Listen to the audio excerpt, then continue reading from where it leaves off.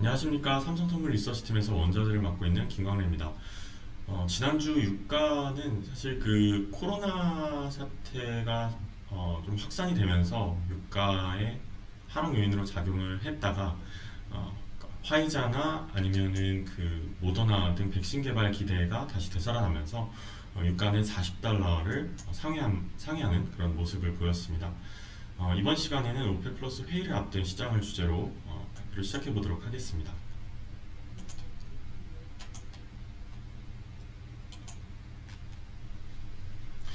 일단 그 오펙 플러스에서 면제를 받았던 그 리비아가 평화협정 체결 이후에 생산량을 빠르게 좀 늘렸는데요. 그러니까 현재 생산량은 125만 bpd 가량으로 금년 1월부터 시작된 그 수출항과 파이프라인 봉쇄 이후에 9월까지 생산량은 꾸준하게 감소를 했었습니다. 그래서 하루 평균 약 8만 bpd까지 떨어졌었는데요.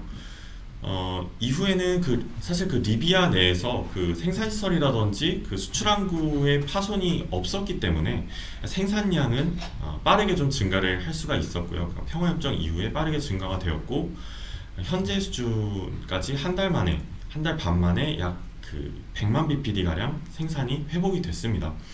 이번 달 말까지는 약 그 130만 bpd, 그리고 내년까지는 170만 bpd로 도달에 안정화될 때까지는 이제 오펙 플러스의 쿼터에는 참여하지 않겠다라고 선언을 한 바가 있습니다. 그러니까 아직 정부군하고 그 동부군 간에 그 주요 유정 지역에 그 아직까지 군대는 주둔을 해 있습니다. 그래서 과거에 그 리비아의 생산 차질 이슈가 지속적으로 부각됐었던 부분을 감안했을 때 아직까지는 그 공급 차질에 대한 우려가 완전히 해소되지는 않았다라고 볼 수가 있겠습니다. 일단 어쨌든 최근까지 늘어난 그런 생산량은 그 월말에 예정된 오펙 플러스 회의를 앞두고 사실 상당히 좀 부담스러운 부분으로 작용할 전망입니다. 그래서 향후 그 리비아의 생산량 관련된 이슈는 계속해서 업데이트해 드리도록 하겠습니다. 일단 지난 17일 날 열렸던 그 JAMC 회의에서는 사실 뚜렷한 추가 합의 내용은 없었습니다. 그러니까 1월로 예정된 증산을 현재 770만 bpd 수준으로 3개월에서 6개월까지 연장하는 안을 지금 가장 높게 지금 의견을 좀 모으고 있는 상황이고요. 일단 사우디 에너지 장관은 코로나 백신 개발 덕분에 희망은 보이지만 아직 갈 길은 멀다고 지적을 했고, 다른 주요 회원국들 역시도 그러니까 백신 개발 덕분에 그러니까 희망은 보이지만 그러니까 유럽이나 아니면은 미국의 코로나 재확산에 따른 단기 수요 감소는 불가피할 것으로 예상을 하고 있고요. 그리고 최근 그 리비아의 급격한 증산도 유가에 부담을 주고 있다는데 좀 의견을 모으고 있습니다. 그러니까 오펙 최근 보고서를 살펴보면은 금년과 내년에 수요 전망치를 계속해서 낮춰온 바가 있습니다. 그래서 11월 말 오펙 플러스 정례 회의에서 현재 770만 배럴 수준의 감산을 내년 3월 혹은 6월까지 연장 가능성을 시장은 가장 높게 예상을 하고 있고요. 회의 전까지 사우디와 러시아를 비롯해서 주요국들의 태도 변화와 그리고 발언에도 상당히 좀 주목해 볼 필요가 있겠습니다. 일반적으로 그 오펙 회의를 앞두고 사우디와 러시아가 지속적인 발언을 통해서 좀 유가를 관리하는 그런 부분이 있기 때문에 특별히 그 부분을 좀 신경 써서 보실 필요가 있겠고요. 그리고 일단 오펙 회의 내에서는 770만 배럴 감산 연장 여부와 동시에 그 면제국들에 대한 처우 논의, 그리고 향후 코로나 관련 대처 방안, 그리고 감산 미이행국들에 대한 제재 방안 등을 논의할 것으로 예상이 됩니다. 이러한 가운데 UAE 관련 보도는 시장에 상당히 좀 불안을 야기를 했습니다. 그러니까 UAE가 공식적으로 오펙 탈퇴 의사를 밝히지는 않았지만 내부적으로 탈퇴 가능성에 대한 논의가 있었던 것으로 알려졌는데요. 그러니까 오펙 내에서 사우디와 이라크 다음으로 많은 규모의 원유를 생산하고 있는 UAE, 그리고 그 사우디의 최우방국으로도 잘 알려져 있기 때문에 시장에는 상당히 충격을 줬습니다. 다만 그 오펙 플러스 회의를 앞두고 협상력을 높이기 위한 전략적인 행보인지 아니면 실제로 오펙 플러스 탈퇴 가능성에 대한 논의를 하고 있는지는 아직 좀 불확실한 상황이고요. UAE는 그 코로나 확산으로 저유가로 인한 그런 국내 피해가 지속되고 있는 만큼 종종 생산량은 쿼터보다 좀 늘려왔던 사례가 있었고, 이러한 부분들이 사우디와 대립을 야기했습니다. 금년 말까지 UAE의 생산 쿼터는 약 259만 bpd 수준인데요. 금년 3월, 그러니까 코로나 이전 수준에는 약 340만 bpd 정도를 생산을 해왔었습니다.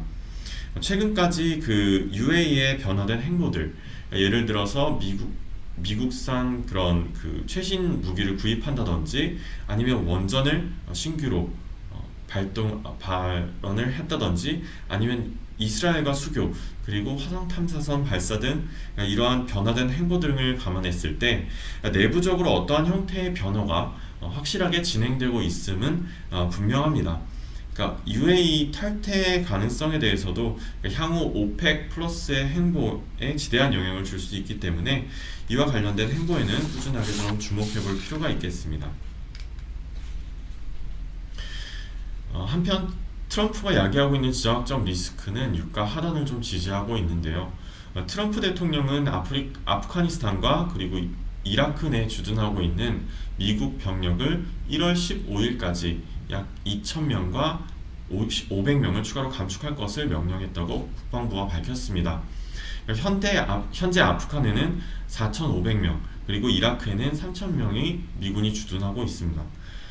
에스퍼 전 국방장관은 해임 전 추가 철군에 대해서 반대 입장을 밝혔지만, 지난 9월 트럼프에 의해 측근들과 함께 해임된 이후 밀러 대행을 비롯해 충성파들이 빈자리를 메웠고, 이들은 트럼프 대통령의 명령을 이해할 것이라고 공식 선언한 바가 있습니다.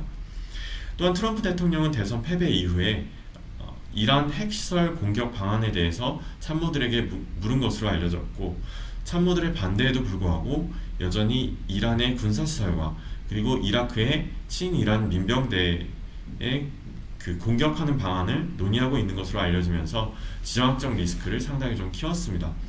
여기에 전일 트럼프 입장에서는 최적의 타이밍에 그 그린존 내 미국 이란 대사관 인근 친이란 민병대 소행으로 추정되는 로켓포 7발이 발사되는 소식까지 알려지면서 유가를 지지를 했는데요.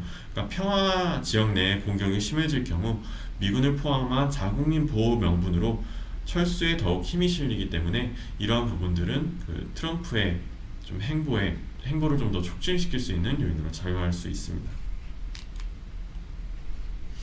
마지막으로 코로나 확산과 백신 기대는 시장 내에서도 우려와 기대를 함께 공존하도록 좀 만들었는데요.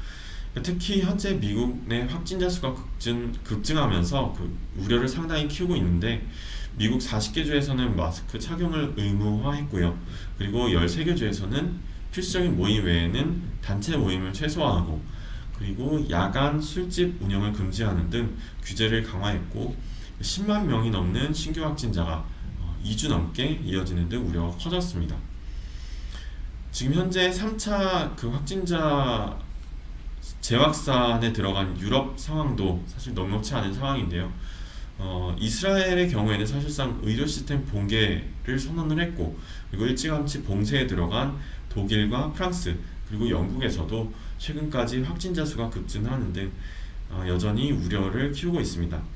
다만 백신에 대한 기대도 상당히 높아진 상황인데요. FDA의 긴급 사용 승인을 신청한 화이자를 비롯해서 모더나와 그리고 아스트라제네카까지 90%가 넘는 백신의 효용을 보여주면서 그 일부는 올해 말까지 보급이 가능할 것으로 알려진 상황입니다. 다만 초저온 보온과 그리고 배포가 쉽지가 않고, 그리고 대량 생산과 유포에도 상당한 시간이 소요될 것인 만큼 수요 둔화에 대한 우려는 여전히 남아있는 그런 상황입니다. 일단 금주 백신 관련 소식은 여전히 좀 주목을 받을 가능성이 높은 상황이고요. 다만 미국과 유럽의 확산세는 여전히 좀 불안 요인으로 작용할 전망입니다. 최근 감소한 미국 내 리그 수가 좀 하단을 지지할 것으로 예상이 되는 가운데, 그 오펙 플러스 회의를 앞두고 리비아의 증상 관련 소식과 그리고 UAE의 태도 변화, 그리고 그 사우디와 러시아의 감산 관련 발언에 주목하면서 $40 초반대 움직임을 유지할 것으로 예상을 하고 있습니다. 예, 제가 준비한 소식은 여기까지고요. 혹시 궁금한 사항이 있으면 Q&A 섹션을 통해서 질문 주시면 최대한 아는 한도 내에서 답변 드리도록 하겠습니다.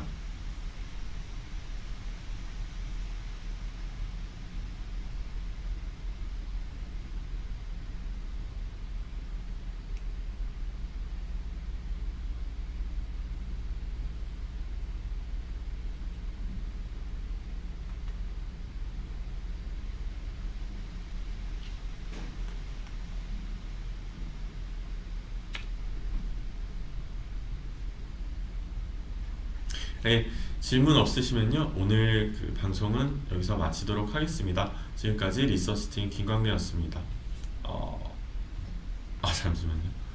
원유 투자 적기는 언제일까요? 라고 질문 주셨는데요. 상방, 하방을 둘 다 말씀을 드리면, 일단 저는 기본적으로 장기적인 전망은 이제 하방이 우세하다고 보고 있기 때문에 만약에 하락 쪽을 베팅을 하신다라고 하시면 오히려 그 지정학적 리스크가 부각되는 시점, 즉 그 중동 지역 리스크가 발발되는 시점에 유가가 단기적으로 이렇게 튀는 경향이 있거든요. 그래서 그럴 때 오히려 하방 베팅 쪽으로 들어가시는 것이 개인적으로는 좀 좋지 않을까 이렇게 생각이 되고요. 만약에 상방 쪽을 놓고 본다면, 만약에 상방 투자를 감안을 했을 때는 그 코로나 사태가 가장 부각되면서, 그러니까 수요는 단기적으로 좀 눌린 와중에 아직 백신에 대한 기대가, 그러니까 완전히 풀리지 않은 시점에, 그러니까 상승 베팅을 한번 해보는 것도 나쁘진 않다라고 생각이 듭니다. 다만 기본적으로는 저는 개인적으로 좀 하방 가능성이 높다라고 보고 있기 때문에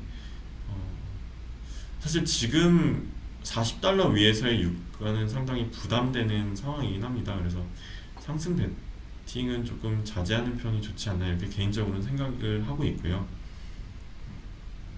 그 바이든의 친환경 정책은 유가의 장기적으로 하락으로 봐야 할까요? 라고 질문 주셨는데요. 일단 바이든 정부 정책 자체는 사실 수요와 공급을 모두 낮추는 정책입니다. 그러니까 수요 자체는 일단 기본적으로 친환경 정책 때문에, 그러니까 수요 자체는 장기적으로 감소할 가능성이 높습니다만, 그러니까 이러한 부분들을 대체할 수 있는 새로운 신규 수요가 부재한 상황입니다. 그래서 장기적으로는 유가 하락에 좀 더 힘을 보탰다라고 보는 편이 맞는 것 같고요. 이미 뭐 유럽이라든지 중국, 그리고 이제는 미국까지 어쨌든 그 내재 기관 자동차를 이미 선언해 놓은 상황이기 때문에 이러한 부분들은 좀 장기적인 관점에서 좀 하락 요인이 우세하다라고 보는 편이 맞을 것 같습니다. 제가 말씀드리는 장기는 그러니까 2025년에서 2030년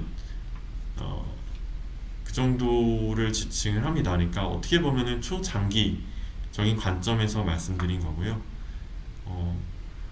사실 연 단위의 그런 기간은 보통 한 중장기 정도로 일반적으로 좀 일컫습니다.